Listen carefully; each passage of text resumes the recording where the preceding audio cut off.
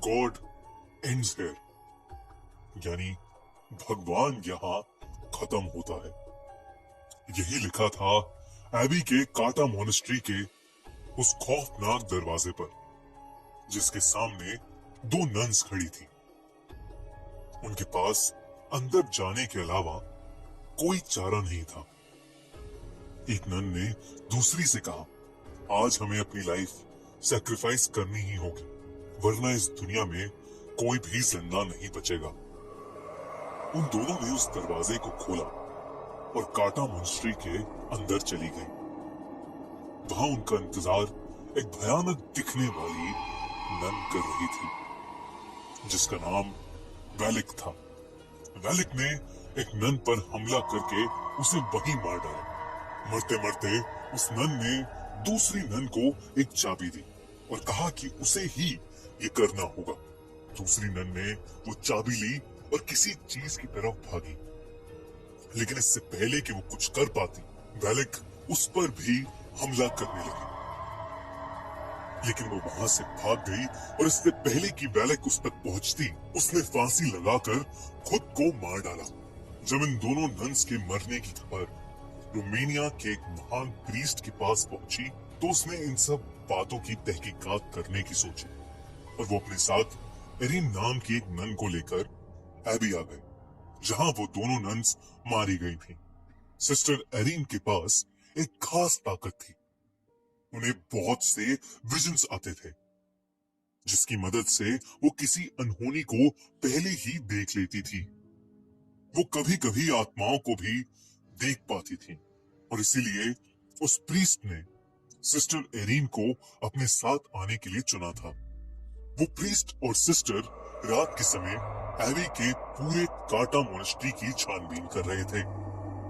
जैसे ही वो मोनेस्ट्री में घुसे, उन्हें काफी अनईजी सा महसूस होने लगा। अचानक उस पुराने खंडर में वह सफेद लिबास में कुछ मॉन्क्स की प्रोजेक्शंस इधर से उधर जाते हुए दिखी।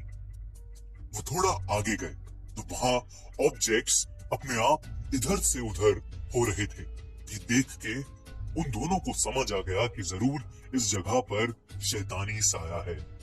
तभी एक कोने में उस प्रीस्ट को वो नन दिखी, जिसने फांसी लगाकर खुद को मार डाला।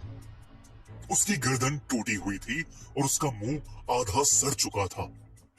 अचानक उस नन ने अपनी आंखें खोली और उस प्रीस्ट पर हमला करके उसे एक कॉफिन में कैद कर दिया। दूसरी तरफ सिस्टर एरिन एबी के काटा मोनेस्ट्री में रह रही एक नन से टकरा गई। उससे बात करने पर मालूम हुआ कि बहुत समय पहले वहां पर एक एग्जॉर्सिज्म किया गया था, जिसके दौरान हमारी दुनिया में पोर्टल खुल गया था। उसी पोर्टल की मदद से कुछ शैतानी आत्माएं हमारी दुनिया में आने लगी थी। वेलिक नाम की एक शैतानी आत्मा भी उसी पोर्टल के जरिए इस दुनिया में आई थी। कहते हैं कि वेलिक बहुत ज्यादा खतरनाक है और जो कोई भी भगवान की पूजा करता है, वो उस इंसान को जिंदा नहीं छोड़ेगी। सिस्टर एरिन ने उस नन से पूछा कि वो किस तरह वेलिक को हरा सकते हैं। ऐसे में उस दूसरी नन ने कहा कि उसे सिर्फ जीसस क्राइस्ट के खून से मारा जा सकता है। उनका खून एक एंटीक रेलिक में बंद है और उस रेलिक को सिर्फ एक चाबी से खोला जा सकता है। उस नन ने बहुत डरते हुए सिस्टर एरिन को वो चाबी दे दी। सिस्टर एरिन ने जैसे ही वो चाबी अपने हाथ में ली, तभी उन्होंने कुछ नेगेटिव एनर्जी महसूस की। उन्हें घुटन होने लगी और उनकी आंखों के सामने एक कॉफिन का विजन आया। वो समझ गई कि प्रीस्ट किसी मुसीबत में है और वो उन्हें बचाने के लिए भागी। वो अपने विजन की हेल्प से उस कॉफिन तक पहुंच गई। उस कॉफिन के अंदर बहुत से सांप थे जो प्रीस्ट को अंदर से खींच रहे थे, लेकिन एरिन ने प्रीस्ट को किसी तरह बाहर निकाल ही दिया। जैसे ही प्रीस्ट बाहर निकले, सिस्टर एरिन ने देखा उन सारे सांपों के बीच वेलिक लेटी हुई थी, जो कि प्रीस्ट को बाहर नहीं जाने दे रही थी। इससे पहले कि वो कुछ समझ पाते, वेलिक अचानक से गायब हो गए। सिस्टर एरीन ने प्रीस्ट को वो चाबी दी और उन्हें बताया कि वेलिक को कैसे खत्म किया जा सकता है। प्रीस्ट ने पूछा कि उसे ये सब कैसे पता लगा। सिस्टर एरीन ने कहा कि एबी की कार्टा मॉनेस्ट्री में रहने वाली एक नन ने उसे ये सब बताया।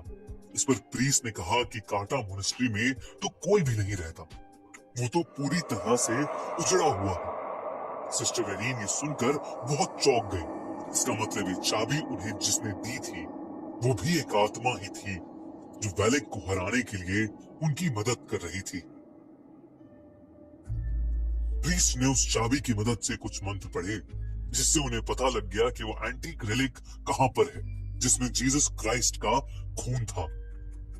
प्रीस्ट ने सिस्टर एरीन से कहा, आज हमें अपनी बलि देनी ही होगी, वरना इस दुनिया में कोई भी जिंदा नहीं बचेगा। वेलिक उनका वहीं इंतजार कर रही थी। जैसे ही वो अंदर घुसे, वेलिक ने प्रीस्ट को पकड़ लिया। सिस्टर एरीन ने उनके हाथ से चाबी ली और अपने विजन की मदद से उस एंटीक रेलिक को खोज निकाला। वो प्रीस्ट मंत्र पे मंत्र पढ़े जा रहा था, लेकिन वेलिक पर मानो कोई असर ही नहीं हो रहा था। अंत में उसने प्रीस्ट को बड़ी बेरहमी से मार डाला। अब वो सिस्टर एरीन के पास आ रही थी, लेकिन सिस्टर ने उस रेलिक को खोज लिया था। वेलिक ने सिस्टर को उनकी गर्दन से उठा लिया, लेकिन सिस्टर ने जल्दी से जीसस का खून वेलिक के ऊपर फेंक दिया। देखते ही देखते वेलिक बुरी तरह से जलने लगी। वो जोर जोर से चिल्लाने लगी और वहां से गायब हो गई।